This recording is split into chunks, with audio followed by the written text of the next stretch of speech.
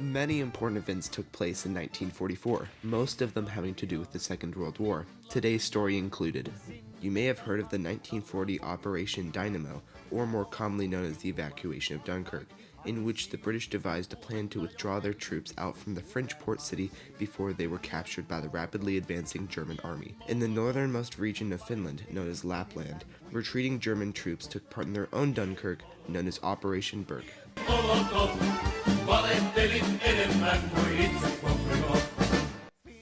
The Lapland War is only one of the conflicts Finland participated in during the years of 1939 to 1945.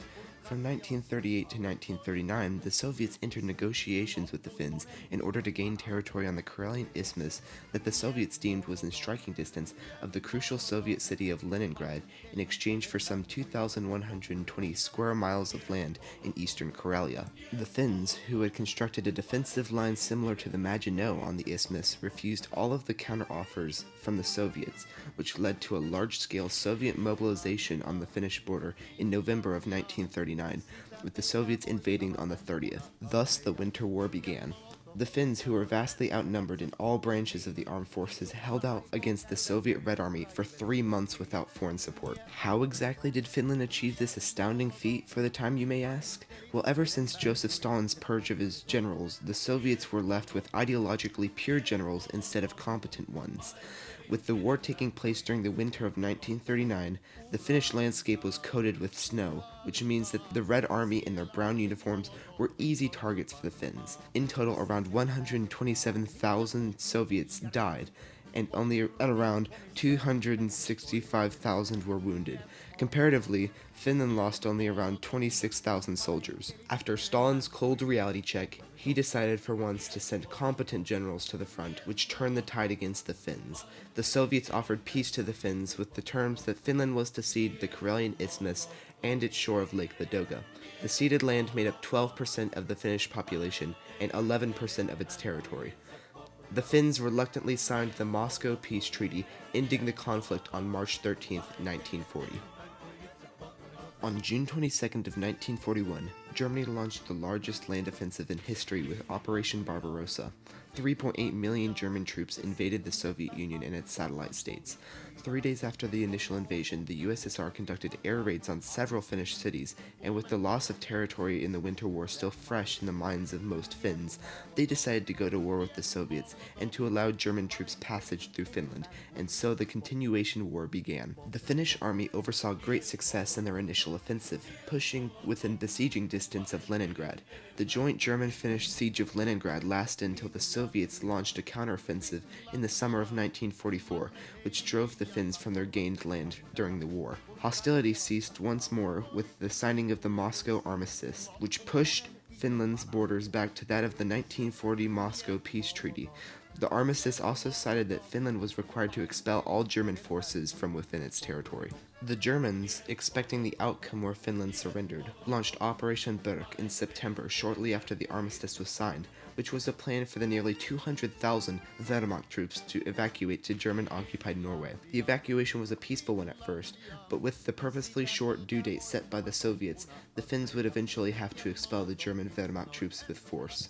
With both sides wanting no hostilities, the former allies devised a plan in which the withdrawing German troops would destroy infrastructure behind them as they evacuated, and so the Finns could not catch them. When the plan went into practice, however, the pressure caught up with the Finnish government. The Soviet pressure to expel the Germans with force and the destruction left in the wake of the German retreat proved enough of a factor for the Finns to engage in hostilities with the retreating Germans, and thus began the opening of the Lapland War.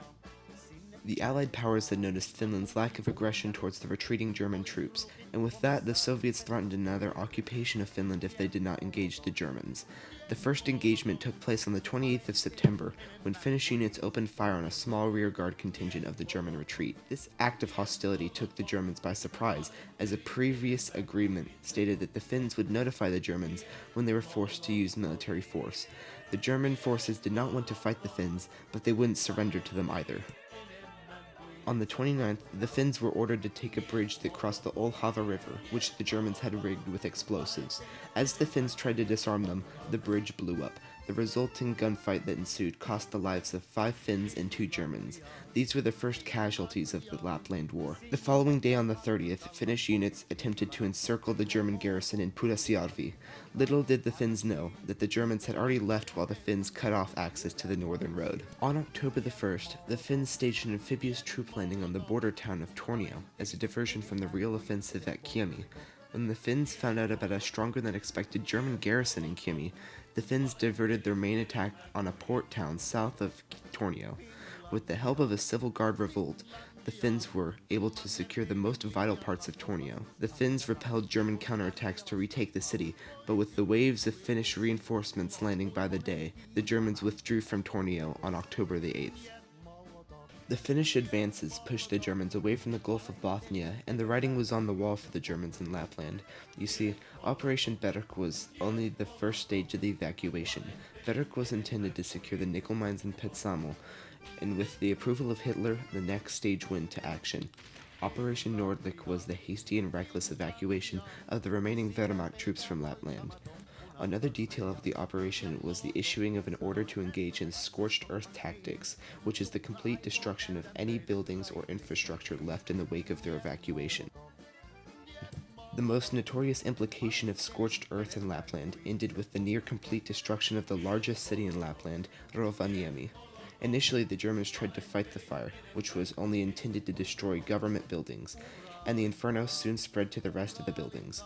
Around 90% of the city was destroyed in the wake of destruction that the Germans left behind. After the destruction of Rovaniemi, Germans continued northward to Tankavara, where the final major engagement of the war took place when the Finns attacked the German defenders of the town. The Finns took the town on the 1st of November, only when the Germans pulled northward from the area. The war was for all combat purposes over, with the final Wehrmacht holdouts exiting the country on April 27, 1945. A Finnish battle patrol raised the flag on the three-way border between Norway, Sweden, and Finland to symbolize the end of the Lapland War and the Second War in Finland. Although Finland successfully expelled the Germans from their territory, the region of Lapland suffered dearly. 14,900 buildings were destroyed, which was around 40 to 46% of all property in Lapland, 5,900 miles of roads, 675 bridges, 290 miles of railways, and about 2,300 miles of communication lines. An extensive amount of landmines that remain to this day. Lapland's infrastructure reconstruction was finished in the 1950s, with the railroad being completed in 1957. Finland only experienced 3,940 casualties compared to the Germans' 4,300. The Lapland War is often put in the backseat by the Battle of Berlin and the downfall of Third Reich's German possessions, but my story today will hopefully shed some light on this overshadowed war.